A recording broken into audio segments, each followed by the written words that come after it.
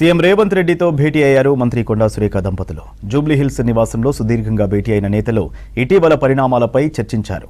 ఇటు మాజీ మంత్రి జీవన్ రెడ్డి సంచలన కామెంట్స్ చేశారు. తనను మేకను బలిచ్చినట్లు బలిచ్చింది శ్రీధర్ బాబు, అడ్లూరి లక్ష్మణే అని ఆరోపించారు. ఇటు జూబ్లీహిల్స్ బైపోల్లో గెలిచేది తామేనని కాంగ్రెస్ నేతలు ప్రకటించారు.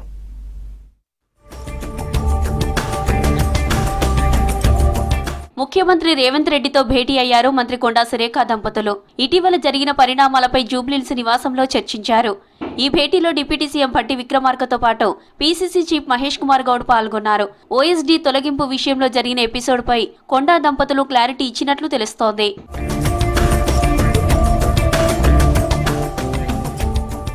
మంత్రులే తనను బలిచ్చారని ఆవేదన వ్యక్తం చేశారు మాజీ Mantri Jeevan Reddy.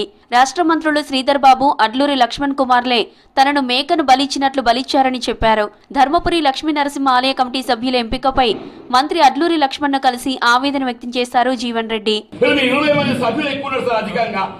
Congress party elected MLAs కును బీఆర్ఎస్ మధ్య వ్యత్యాసం ఏదైతున్నదో ప్రతిపక్షాల మన మధ్య 20 సంఖ్య ఉంది సార్. అంటే నేను ఎంఐఎం ఇండిపెండెంట్ పక్కన పెట్టండి, మన పార్టీని మనం చక్కగా చూసుకోకుండా నేను వాడేవన్నా తీసుకెళ్ళి పక్కన పెట్టుకోండి. కాంగ్రెస్ మీరు అది చేస్తాను కదా సన్నగా అర్థం కాదు. ఢిల్లీలో కూడా ఈ విషయం చెప్పింది కదా సార్. కేసీ వేణుగోపాల్ ఇన్ఛార్జ్ కూడా ఈ విషయం చెప్తుంది. పార్టీ ఎందుకు తీసుకోవాల్సి వచ్చిందనే విషయంలో గంగ నువ్వే నేను చేసింది ఇట్లా. శ్రీధర్ బాబు గారు సత్యం చెప్తున్నా మానసిక హింస గురి కావడానికి కారణం ప్రధానంగా శ్రీధర్ బాబు గారు 2 లక్షల మరి ఇల్లు ఇస్తారని చెప్పండి. ప్రాబ్లం చెప్తున్నాను. ఒట్టి నన్ను ఏదైతుందో ఆ మేకలుగా ఇట్లా బలిచ్చినట్టు ఇచ్చినట్టు పార్టీలు ఖర్చు పని చేసిన వాటి మీరు మీకు మీకు దుఃఖం జరగద్దని మేము ఏమైంది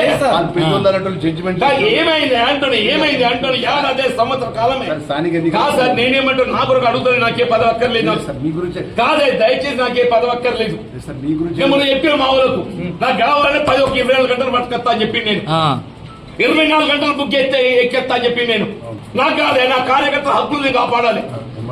మరి జూబ్లీహిల్స్ ఉప ఎన్నికలో 50,000 మెజారిటీతో కాంగ్రెస్ గెలుపు ఖాయమన్నారు ఫిష్ కార్పొరేషన్ చైర్మన్ మెట్టు సాయి కుమార్. బీఆర్ఎస్ కు తెలంగాణ ప్రజలు బుద్ధి చెప్పినా నేతల తీరు మారలేదని మండిపడ్డారు.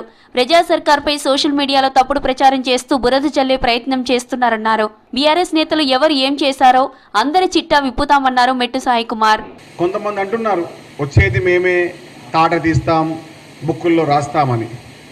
రాయండి, బుక్కుల్లో రాయండి. గతంలో మీరు చేసిన పాపాల చిట్ట రాయండి. బీఆర్ఎస్ పార్టీ అధికారం వచ్చేటి కళ. ఫస్ట్ సిరిసిల్లలో మీరు గెలవండి. కేటీఆర్ గారు తెలంగాణ రాష్ట్రంలో ఎక్కడ పోటీ చేసినా ఓడిపోతుండు. కోటపల్లి మండల కాంగ్రెస్ యువనేత దాగామ శ్రీశైలం మృతి పట్ల సంతాపం వ్యక్తం చేశారు రాష్ట్ర కార్మిక ఉపాధి మైనింగ్ శాఖ మంత్రి డాక్టర్ వివేక్ వెంకటస్వామి. మృతుడు శ్రీశైలం కుటుంబానికి సానుభూతి వ్యక్తం చేశారు. శ్రీశైలం కుటుంబానికి అండగా ఉండి ఆదుకుంటామన్నారు. గోదావరి ప్రాణహిత నదిలో స్నానాలకు వెళ్లేటప్పుడు తగిన జాగ్రత్తలు పాటించాలని సూచించారు రాష్ట్ర మంత్రి వివేక్.